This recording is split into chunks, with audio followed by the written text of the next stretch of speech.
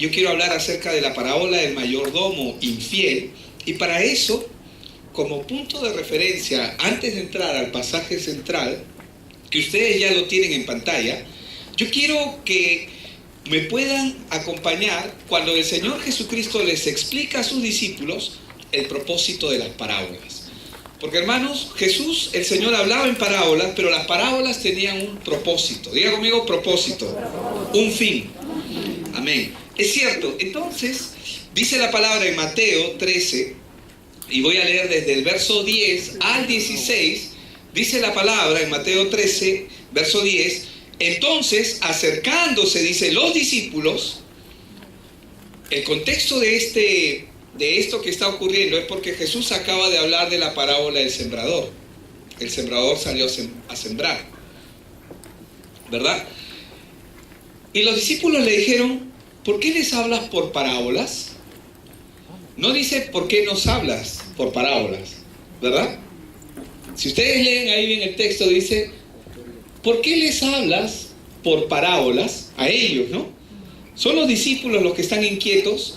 Y él respondiendo les dijo, porque a vosotros, diga conmigo, a mí, una vez más, me es dado saber los misterios del reino de los cielos. Amén. Hay una diferencia entre el discípulo y el que no es discípulo. ¿Me están escuchando, verdad? Ok. Entonces, mas a ellos no les es dado, dice, porque a cualquiera que tiene, se le dará y tendrá más, pero al que no tiene, aún lo que tiene, le será quitado. Por eso les hablo por parábolas, porque viendo, no ven, y oyendo, no oyen ni entienden. Cuando uno lee esta parte, esta porción de las Escrituras, y uno no tiene el contexto correcto, uno podría pensar, ay, qué malo es el Señor, ¿no? ¿Por qué a algunos sí y a otros no? Porque algunos podrían pensar de una manera aparente, pero el Señor sabe lo que hace. Porque no todos los que están ahí alrededor del Señor son los discípulos.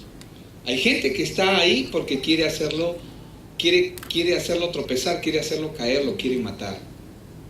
Porque Él es considerado como un subversivo para la religión de ese momento, para la religión judía. Aún ahora, Él es considerado un subversivo. Han quitado porciones de las Escrituras del Antiguo Testamento, los judíos, para no hablar de Jesús. Pero bueno, por eso les hablo por parábolas, porque viendo no ven y oyendo no oyen ni entienden. 14. De manera que se cumple en ellos la profecía de Isaías que dijo, de oído oiréis y no entenderéis, y viendo veréis y no percibiréis. Porque el corazón de este pueblo, dice, se ha engrosado y con los oídos oyen, ¿cómo oyen? Pesadamente. ¿Y qué dice? Y han cerrado sus ojos. A esto yo quiero decir algo que es muy importante poder entender. Y yo les decía en la mañana, yo mencionaba esto, una porción solamente pequeña, y decía algo muy importante. Cuando una persona está discutiendo con otra persona y cada uno de ellos quiere mantener su posición, cuando tú escuchas a la otra persona, no escuchas, ¿verdad? ¿Se escuchan o no se escuchan? Normalmente uno no quiere escuchar, quiere que lo escuchen, pero no quiere escuchar. Entonces esa era de alguna manera la posición de ellos. Por eso es que dice que, porque con el corazón este pueblo se ha engrosado, dice, y con los oídos oyen, pero ¿cómo oyen? Pesadamente. Y han cerrado sus ojos. No pueden escuchar, no van a oír. Para que no vean con los ojos y oigan con los oídos y con el corazón entiendan y se conviertan y yo los sane. Pero bienaventurados vuestros ojos porque ven y vuestros oídos porque oyen. El Señor acá nos habla de algo muy importante. Los misterios del reino. Diga conmigo, misterios del reino. Cuando les dice, ¿no? En el verso 11, porque a vosotros os es dado saber los misterios del reino de los cielos, mas a ellos no les es dado. Se refiere aquí a verdades que el hombre natural, con su propia naturaleza, no va a poder ver y no va a poder descubrir. ¿Me explico? No va a poder descubrir. Son verdades que Dios, en su gracia toma la iniciativa para ponerla al alcance de todos aquellos discípulos. Diga conmigo, discípulos. Dios pone esta gracia, hermanos, con los discípulos, porque son los que están caminando. ¿Quién es un discípulo?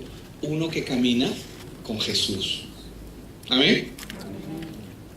No el que camina solo. Un discípulo es el que camina con Jesús. Entonces, cuando estos discípulos tienen una disposición, una actitud para con Él, ellos van a poder recibir estos misterios del reino que Dios está queriendo dar, pero son para los discípulos. Es algo que Dios ha concedido solo por gracia. Es parte de nuestra fe, es parte de nuestro crecimiento, pero se es dado solamente a los que caminan con Él, no a los incrédulos. Al incrédulo no solamente no les es dado, sino sus oídos son cerrados, sus ojos también son cerrados, para que no escuchen, no vean. Entonces, el primer principio que el Señor establece aquí es porque a cualquiera que tiene, se le dará, dice, y tendrá más. Pero el que no tiene, aún lo que no tiene, le será quitado. Yo hacía una pregunta. Si el contexto de lo que el Señor Jesús está hablando aquí es la parábola del sembrador, ¿y qué son las semillas? ¿Qué es la semilla? La palabra. La palabra es la semilla, ¿verdad? ¿Y cómo viene la fe en el corazón del hombre? Por el oír de la palabra. ¿Pero el oír afuera o el oír aquí adentro? Es interesante. Por eso es que dice el oír y el oír.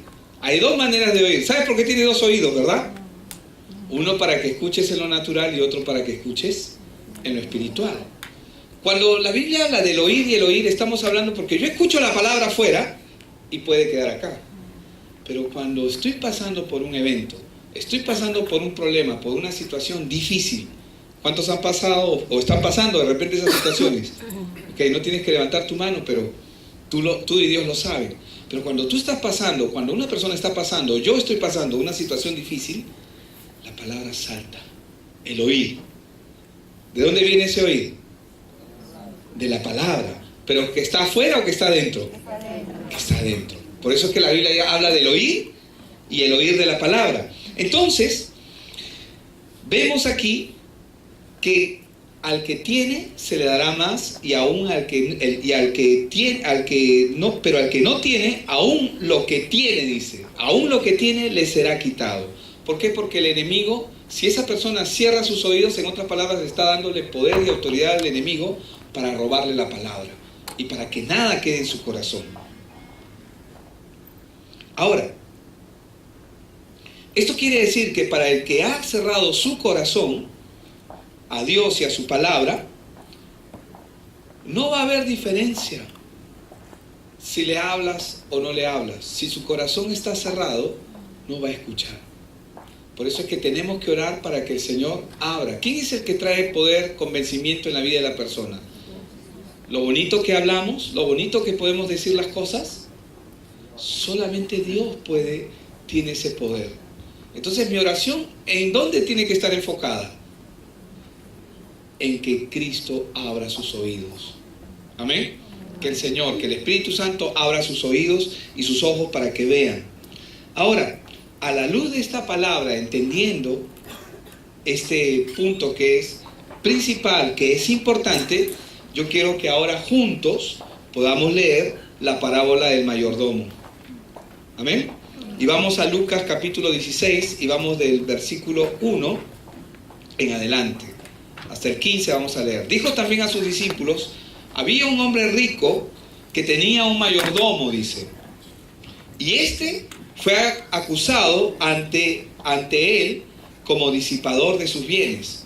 Entonces le llamó y le dijo: ¿qué es esto que oigo acerca de ti? ¿Qué es esto que oigo acerca de ti?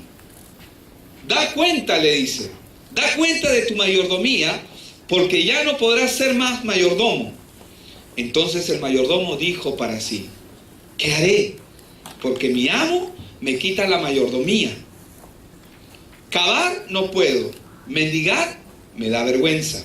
Ya sé lo que haré para que cuando se me quite la mayordomía, me reciban en sus casas. Y llamando a cada uno de los deudores de su amo, dijo al primero: ¿cuánto debes a mi amo?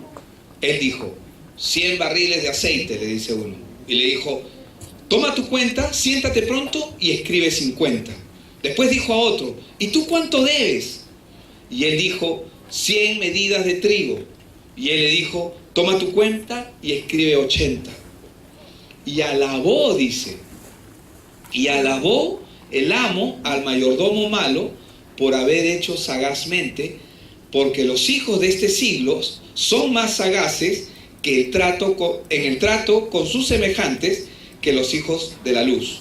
Y yo os digo, les dice, ¿no? Ganad amigos por medio de las riquezas injustas, para que cuando éstas falten, os reciban, ¿en dónde?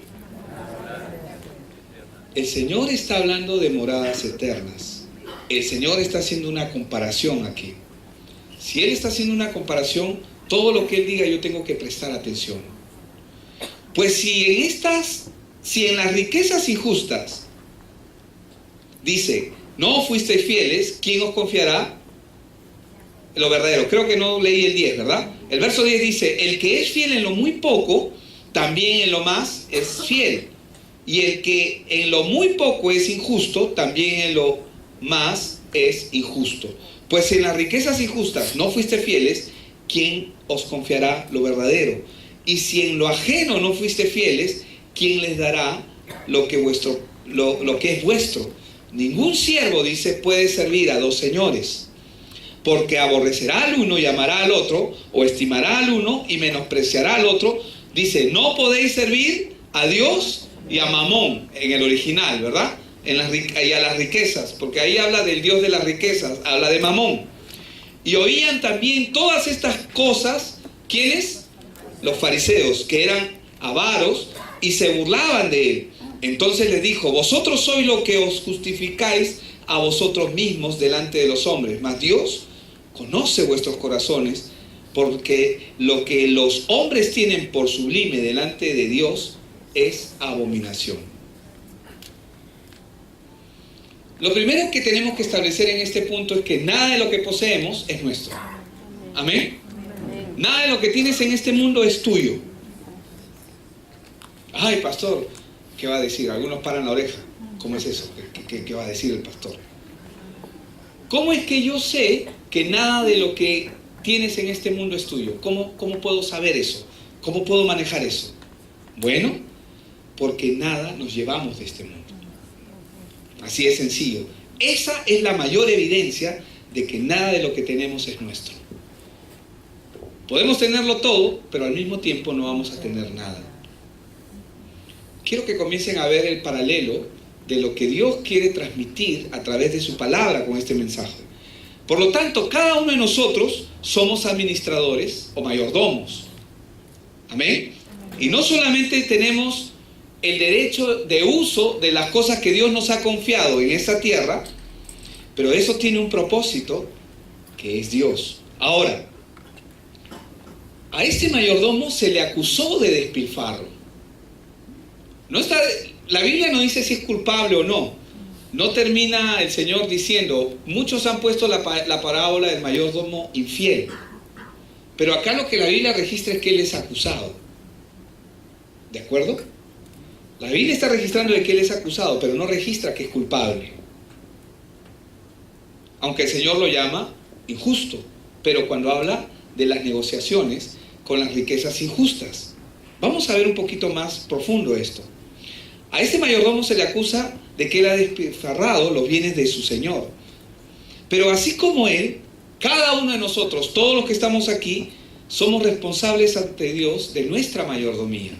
Este es el punto en el que yo me quiero enfocar. Aquí en esta tierra, y probablemente, diga conmigo, probablemente. Así es, probablemente seremos acusados del mismo delito si no sacamos el provecho debido a lo que Dios nos ha encargado. ¿Me dejo entender? ¿Cómo, pastor? Pero eso era con el mayordomo que está acá en la palabra. Ahora estás diciendo que el Señor me va a pedir cuentas a mí. ¿Qué crees tú? ¿Qué crees tú? ¿Va a pedir cuentas o no? Claro que va a pedir cuentas, a ti y a mí. A cada uno de los que estamos acá, Dios nos va a pedir cuentas de cómo hemos manejado lo que Él nos ha confiado. El mayordomo se da cuenta de la acusación. Él no puede negar la acusación. Y su amo, ¿qué le dice? Tienes que rendir cuentas. Entonces él sabe que va a rendir cuentas. ¿Cómo es que yo puedo aplicar esto a mi vida? ¿Cómo puedo mirar este evento que el Señor está mostrándonos a través de este hombre, este mayordomo? ¿Y cómo puedo yo aplicarlo en mi vida?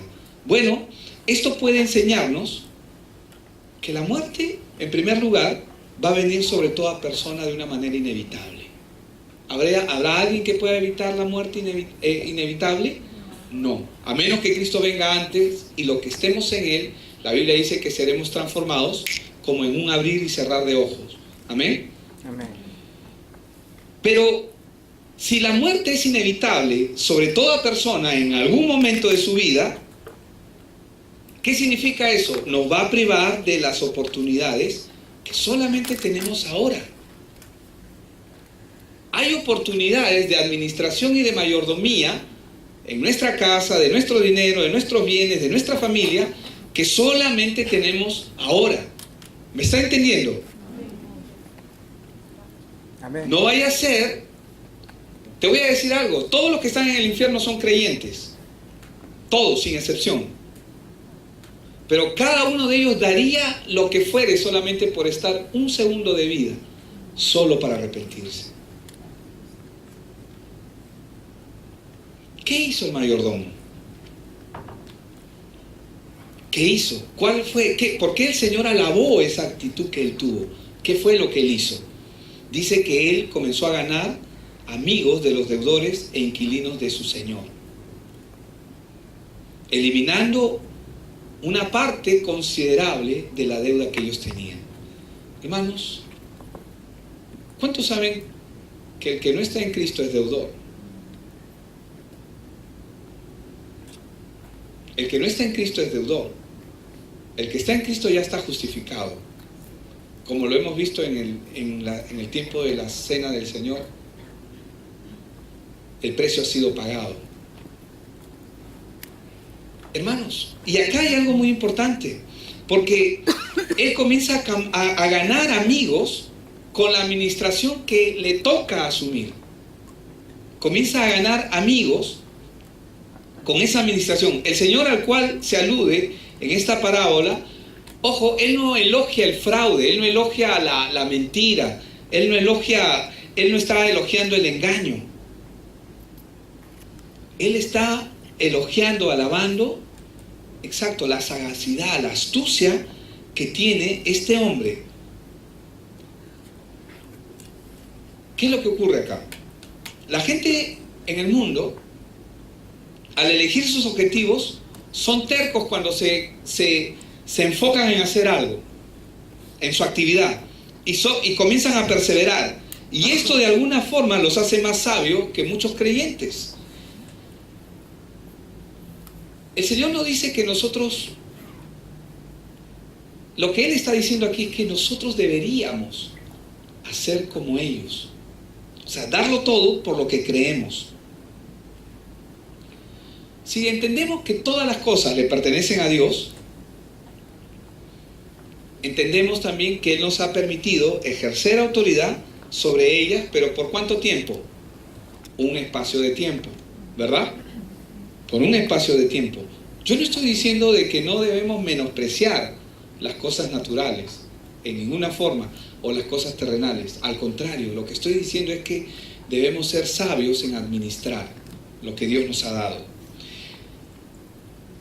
Si nosotros en este momento fuéramos llamados a prestar la declaración acerca de nuestra mayordomía, quizás muchos de nosotros no vamos a poder justificar muchos de nuestros comportamientos. Por ejemplo, ¿no? Dios nos ha prometido que si ponemos primero nuestra vida en sus reinos, o sea, busca el reino de Dios y su justicia y todo lo demás te será añadido, ¿qué nos garantiza Él? El sustento, el vestido, la comida. Él nos garantiza nuestro refugio, es decir, nuestro lugar donde vamos a morar. ¿Lo garantiza o no?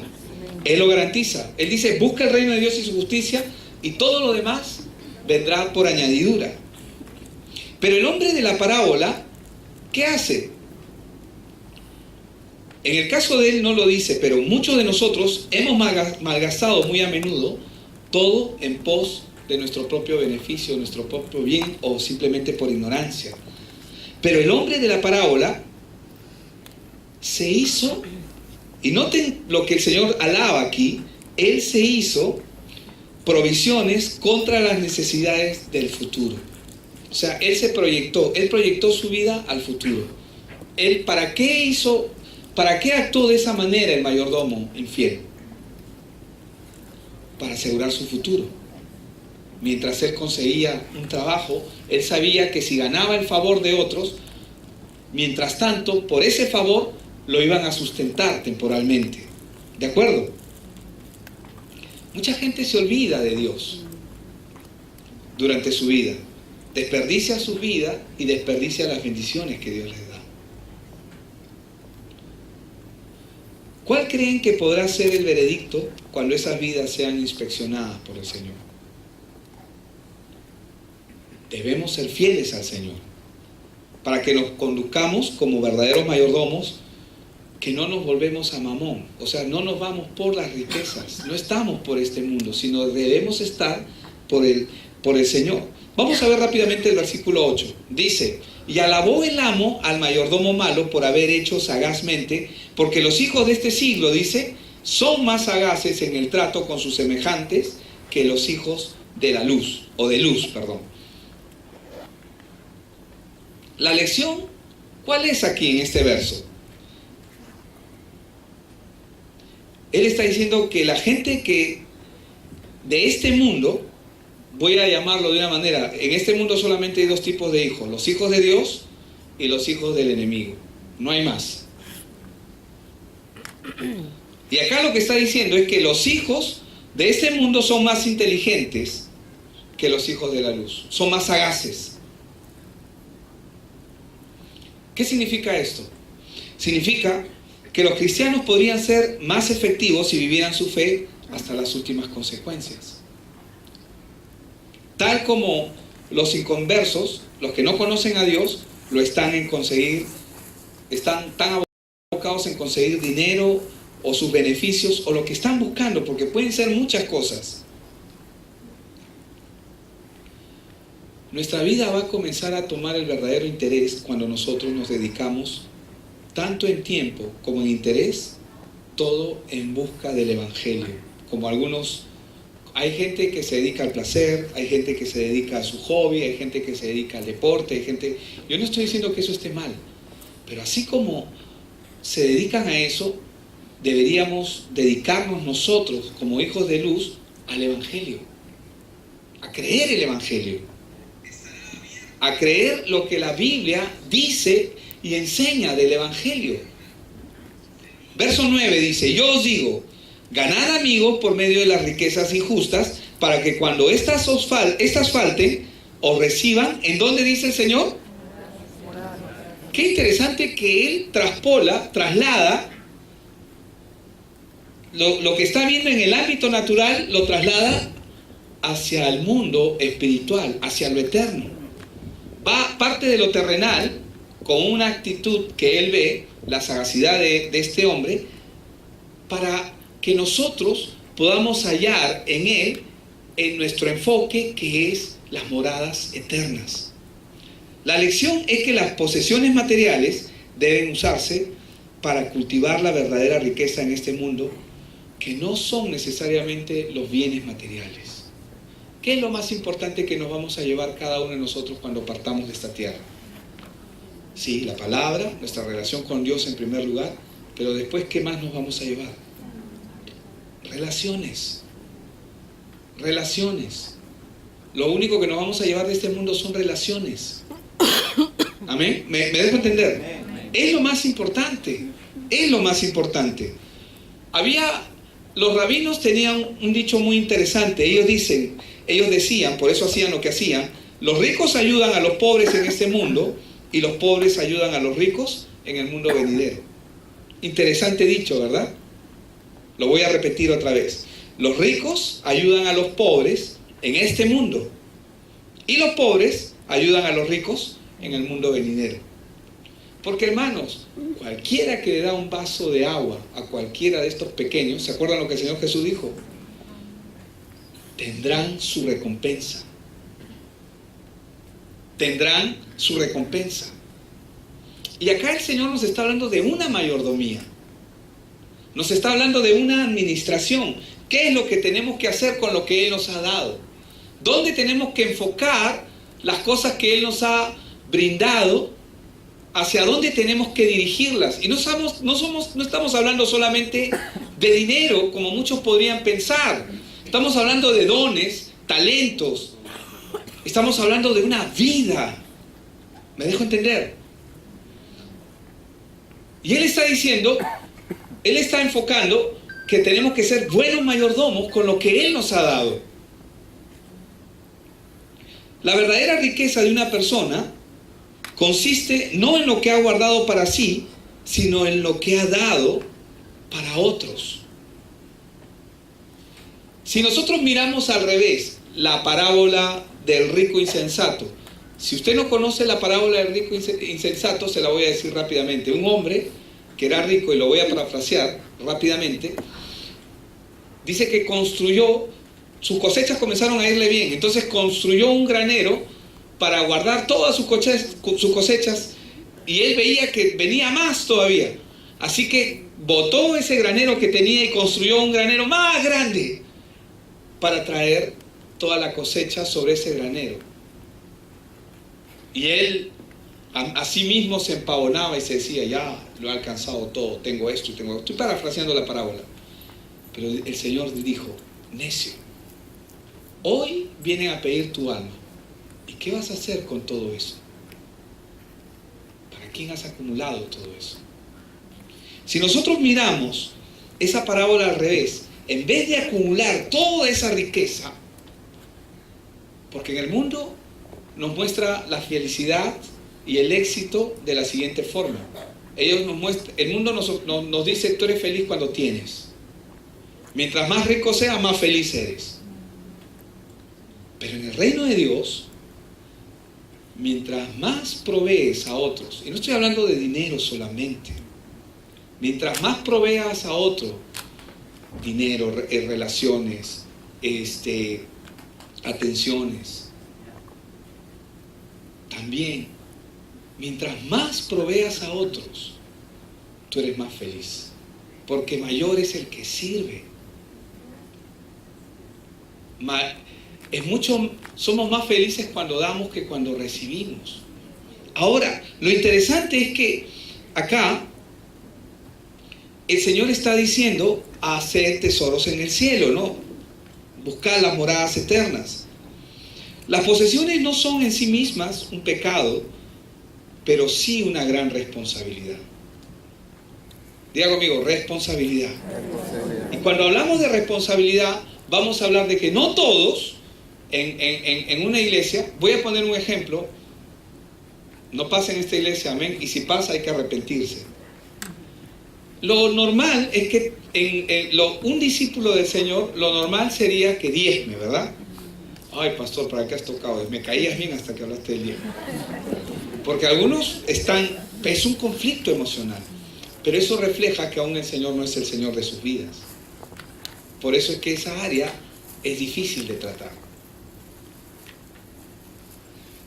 Hermanos, si tan solo el pueblo de Dios diezmara, la iglesia avanzaría. ¿Cómo, pastor? ¿Estás diciendo que no todos diezman? Bueno, no todos diezman, pues. No en esta iglesia. Aunque también aquí hay gente que no diezma. Estoy hablando de discípulos. Amén. Porque el que no es un discípulo de Cristo no está obligado a hacerlo. Y con eso, oye, el pastor ahora se puso feo. Ya no me gusta mucho. No, hermanos, tengo que decir las cosas como son. Nunca hablamos acerca de eso. Y tampoco es el objetivo hoy día hablar acerca de ello. Pero estoy poniendo esto como un ejemplo, ¿por qué? Porque las posesiones no son un pecado, pero sí hay una responsabilidad. Porque al menos el Señor, en una de las parábolas de los talentos, le dice: Señor, yo conocía que tú eras así, así, pero yo guardé el dinero, yo lo metí. Y él, ¿qué le dice? Al menos lo hubieras metido al banco. Es decir, lo hubieras metido a la cuenta del Señor. Al menos, ¿no? Pero hermanos, Dios quiere usarnos para hacer de bendición a otras personas. Y la persona que las usa, Dios quiere usarlas para otros. Y quiere que nosotros podamos cumplir con esta responsabilidad de mayordomía. En los versículos 10 y 11 de Lucas 16 dice: el que es fiel en lo muy poco, dice, también en lo más es fiel. Y el que en lo muy poco es injusto, también en lo más es injusto. Pues si en las riquezas injustas no fuiste fieles, ¿quién os confiará lo verdadero? La lección que nosotros podemos seguir viendo aquí es que la manera en que uno realiza una tarea pequeña es la mejor demostración de si estás o no estás capacitado para encargarte de algo mayor. ¿Sabes por qué? Porque el engaño de este mundo es hacernos creer que lo que tenemos es nuestro. Pero llega el día del juicio, llega el día de la muerte en toda persona y se dan cuenta, porque se dan cuenta de que están desnudos. Se dan cuenta de que salen de este mundo sin nada. Se dan cuenta de ello. Entonces, la mejor demostración de que si estamos capacitados es cómo administramos aquí las cosas que Dios nos ha dado, lo que Dios nos ha provisto. Entonces, así es en las cosas de este mundo. Nadie ascenderá hasta que haya dado pruebas de su honradez y capacidad de trabajo a un nivel superior. ¿Cuál es la promesa de Dios? ¿Vosotros sois de este mundo o no somos de este mundo? Nuestra recompensa, ¿dónde va a venir nuestra mayor recompensa? En el cielo. Pero ciertamente nuestra recompensa es Cristo. Pero nuestra recompensa mayor está partiendo de esta tierra. Ahora, ¿por qué menciono esto? Porque si nosotros no podemos tener la capacidad de ser buenos mayordomos con lo que Dios está dándonos a administrar en este tiempo, en esta tierra, aquí y ahora, ¿cómo pretenderíamos que el Señor nos dé lo que es mayor, lo que es verdadero? Porque así lo llama. Él lo llama lo verdadero. Esto es solamente la ilusión. Es una ilusión. El mundo, la vida es una ilusión. El poder es una ilusión. Por más líder del mundo que sea, en el área que sea, cuando se muere, se acabó el liderazgo. Se acabó la posición. Se acabó el dinero. Se acabó el placer. Se acabó todas las expectativas que tenía. Se acabaron. Con la muerte todas se acaban.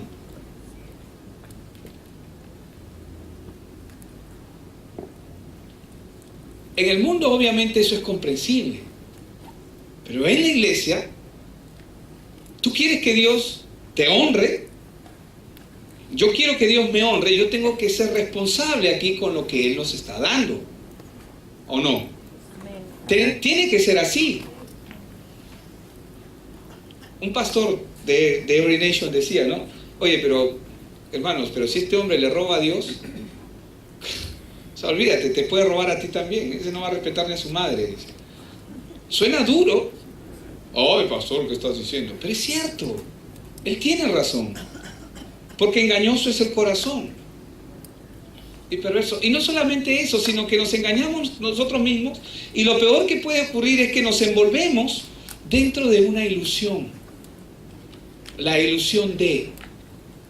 Hermanos, todo esto es ilusión. No estoy diciendo, esto es tangible. Claro, pero es temporal.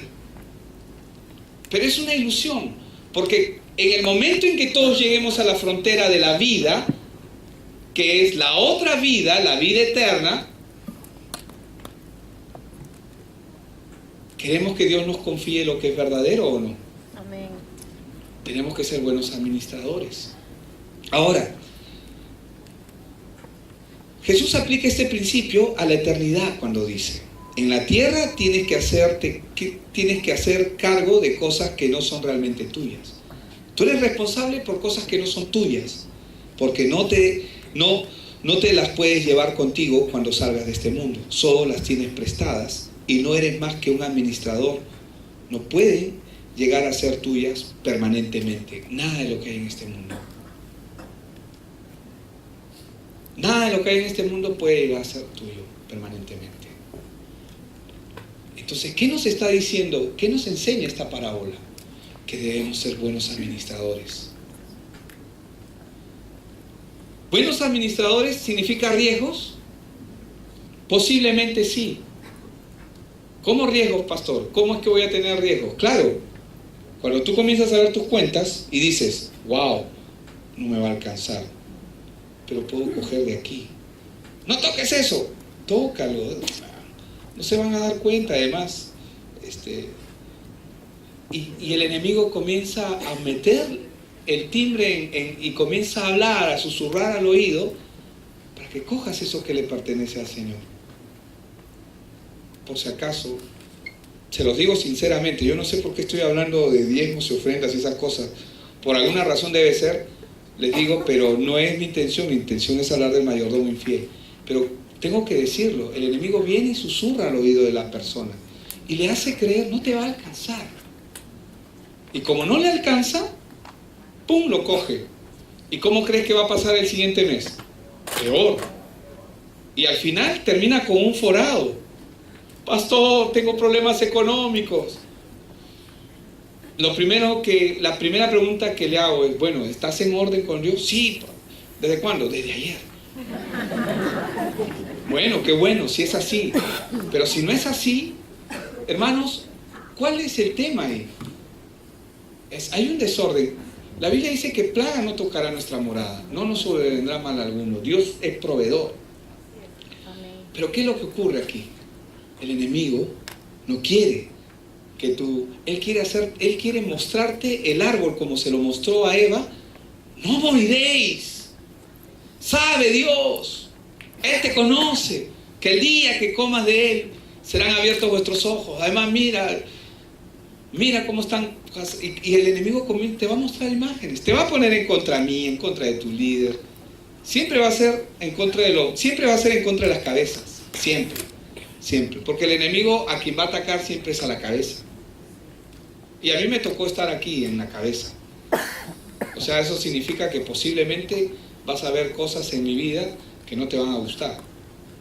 Y no estoy diciendo que no estoy diciendo que sean ciertas, sino que el enemigo te va a hacer ver cosas más allá de que no son. Te va a pintar las cosas de otra manera. Pero aquí el Señor nos está hablando de una demostración.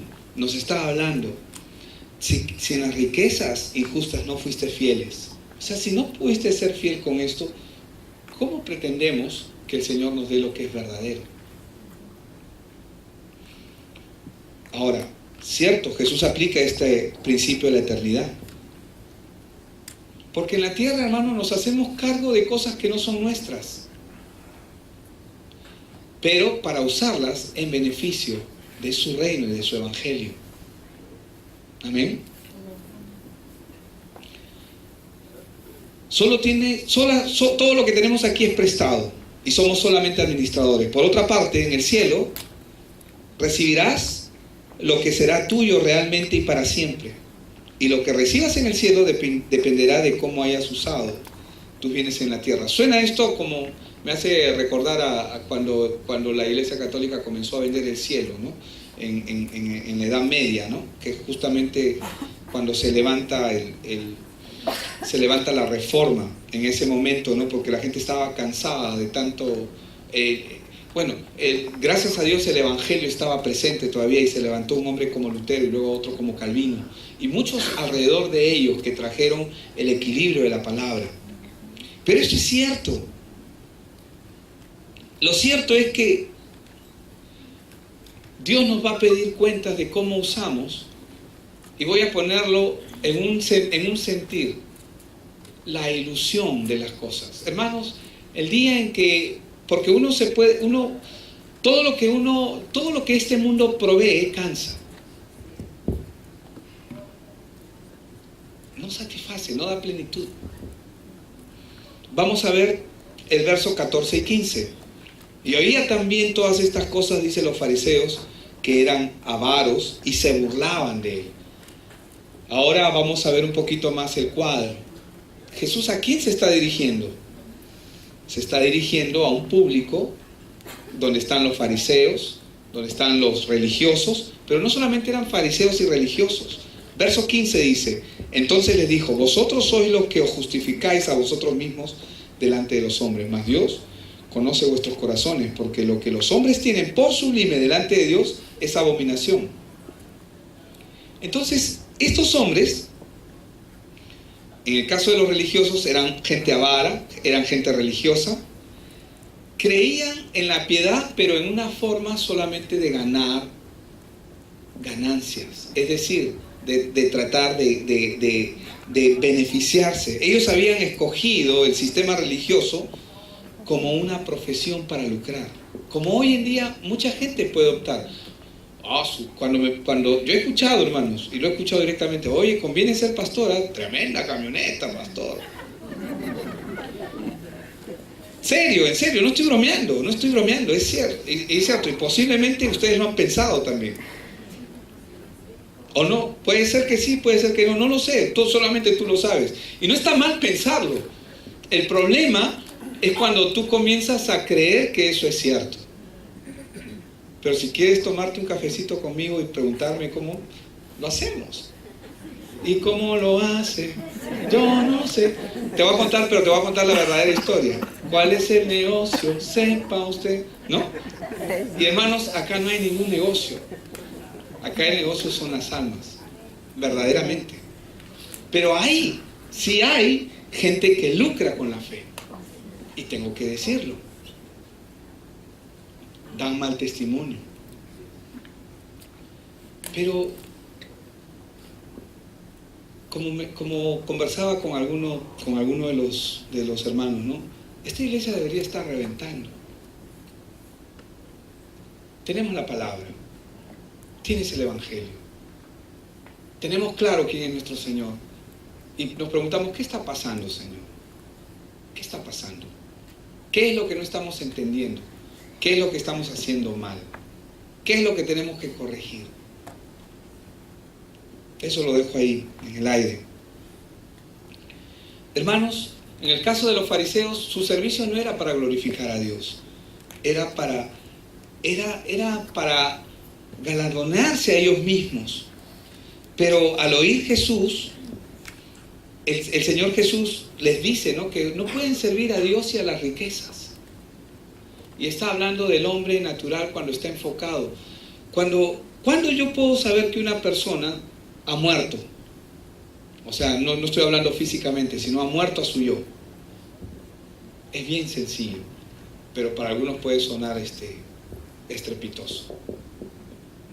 Una persona que diezma, por ejemplo, y bueno, no, lo tengo que tocar, pero es la verdad, porque si el Señor no es el Señor de tu bolsillo, no es Señor de nada. ¿Cómo pasó? Sí, suena duro, suena mal. Si el Señor no es el Señor de nuestro bolsillo, Él no es Señor de nada. No, pero Señor, vean, hasta la semana pasada me gustaba cómo predicaba, pero ahora ya te tengo fichado, te va a estar observando, ¿eh?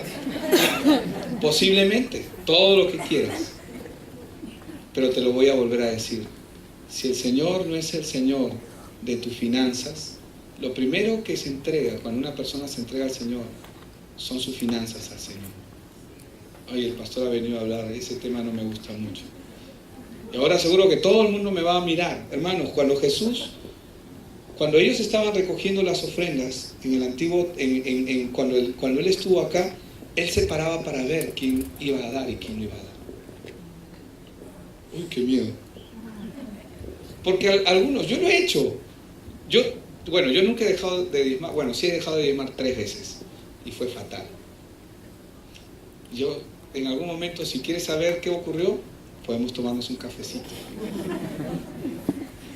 Y yo te puedo contar lo mal que me fue. Pero no solamente por eso. No solamente por eso. Pero, ¿cuál es el punto aquí? Cuando nosotros podemos demostrarle a Dios, o sea, puede sonar mal, ¿no? Porque vienen pensamientos a mí mismo, a mi mente, ¿no? Pero tengo que decirlo, cuando una persona está sometida a Dios, toda su vida está sometida a Él. Hermanos, y Dios no quiere competencias. Él lo dijo de esta forma, no puedes servir a Dios y a Mamón al mismo tiempo. ¿Qué es Mamón? Era el Dios de las riquezas, era el Dios que busca el propio beneficio. Y yo no estoy diciendo que esté mal, pero algo sí es cierto, ¿no? Para lo que hemos empezado diezmando 10 céntimos, que el sobre costaba más que el diezmo, ¿no? A veces, estoy hablándote de esas épocas, ¿no? Hace 15, 20, 25 años atrás, cuando éramos estudiantes de la universidad, ¿no? Mi esposo un día lo mencionó, ¿no? Me daban un sol a mí para mi pasaje, mi pasaje de ida, mi pasaje de vuelta, mi diezmo y mi ofrenda. Así pasaba, pero fieles, y Dios es fiel. Pablo lo decía de esta manera, no es que yo tenga necesidad, decía Pablo, aunque él era un siervo del Dios Altísimo y era merecedor de ello. Él decía, no es que tenga necesidad, pero lo digo por el beneficio de ustedes. Algunos, si comienzan a analizar por qué están mal económicamente, la verdad es por principio, básicamente. La mayoría de ellos es por principio, Te lo digo por testimonio propio. Si yo te cuento cómo vino la camioneta y antes de la camioneta el auto, no, pastor, no te creo. Seguro que me vas a decir no te creo, pero yo no te miento. Y si quieres saber, bueno, ya sabes, cafecito. Si es con un sanguchito, mejor todavía. Amén. Pero si estás en la libertad, hermano, de preguntar, podemos sentarnos, no hay ningún problema en ello. Porque a veces juzgamos, miramos las apariencias. ¿Y sabes qué? Nosotros, tranquilos. Hay mucha gente que piensa, oye, todo el mundo, esa iglesia es poderosa. Y amén, yo digo, gloria a Dios. Es una iglesia. Sí, oye, y ahí, no, es que esa es una iglesia pituca, dice. Así piensan. Ayer hablaba con el pastor Felipe en la noche y me dice, oye, y le digo, pastor, estamos cayéndote en mancha ya. Wow, me dice, usted decía que era. Amén, ¿y por qué no? Es verdad. Hermanos, Dios es un Dios que honra a sus hijos, pero no quiero que se desenfoquen, porque ciertamente el dinero es solamente una arista, una de las caras de esta mayordomía. Cuando hablamos de mayordomía, está la mayordomía principal, que es el Evangelio. Yo tengo el Evangelio. Y este mayordomo, ¿qué hizo? ¿Qué comenzó a hacer? Comenzó a ponerse, se puso vivo, pues no voy a decir mosca porque el mosca es Belcebú. Se puso vivo, se despertó. ¿Y qué hizo? Se dio cuenta que iba a venir su auditor y se preparó para su auditor. En caso saliera, porque no dice que es acusado, dice que es acusado pero no dice que es culpable, en caso saliera, y para eso tendríamos que ir a las tradiciones judías, al contexto judío para que ustedes vean cómo era un mayordomo. ¿Quién era considerado un mayordomo? Un mayordomo no era un hijo de la calle, era un hijo de la misma familia, que era el más empobrecido en todos. No tenía salario para empezar, pero tenía el poder y la autoridad y la potestad sobre todos los bienes. Ese era el mayordomo. A esa persona se le escogía y era escogido con detenimiento. Por esa razón era muy improbable que era un mayordomo injusto, aunque algunos lo han denominado, y en la mayoría de las Biblias está como el mayordomo injusto. Pero no ese es el punto, porque no quiero entrar a un tema de doctrinal referente a ese punto. Pero lo que sí quiero tocar es que él se puso vivo. ¿Y qué hizo? Comenzó a negociar. ¿Para qué? Y Jesús, cuando hace la comparación, dice que él lo alabó. ¿Por qué? Porque él se proyectó al futuro. Y lo que él está diciendo es: tú tienes que proyectarte al futuro, a las moradas eternas, no a las temporales. ¿Dónde está el negocio? En las moradas eternas. Ay, pero pastor, el negocio son las almas, el negocio son las vidas que necesitan ser salvas. Ese es el negocio del Padre. ¿No sabéis cuando María y José, ellos pensaron que Jesús se perdió? Jesús nunca se perdió, él siempre estuvo claro. Ellos eran los que estaban perdidos, porque se les escapó de sus manos. No es que se les escapó, pero bueno, cuando lo encontraron: ¿por qué has hecho esto? ¿No sabéis que en los negocios de mi Padre tengo que estar? Él comenzó siendo el mejor administrador, comenzó a asumir en el momento después del Bar Mitzvah, que es en la tradición judía, el hombre es coronado como, es enviado como un ciudadano, como un hombre responsable ante Dios. Él comenzó a hacer uso de su mayordomía, a hacer lo que tenía que hacer. ¿Qué es lo que nosotros tenemos que hacer? Los negocios del reino, en el lugar donde estamos. Si eres abogado, con los abogados. Si eres médico, con los médicos. Si eres maestro, con los maestros. Si eres carpintero, con los carpinteros. Según el oficio, según la profesión, según el orden. Pero tenemos que hacer uso de la mayordomía y ser fieles con esa mayordomía. Que todo apunte al reino. Que todo apunte al reino de Dios.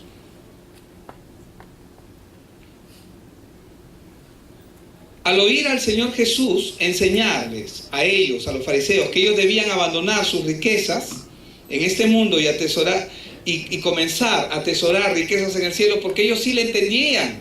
Recuerden que Jesús hablaba en un contexto judío, ellos entendían perfectamente lo que él estaba diciendo, y cuando ellos comenzaron a escuchar que debían abandonar las riquezas de este mundo y atesorar sus riquezas en el cielo, comenzaron a burlarse de él.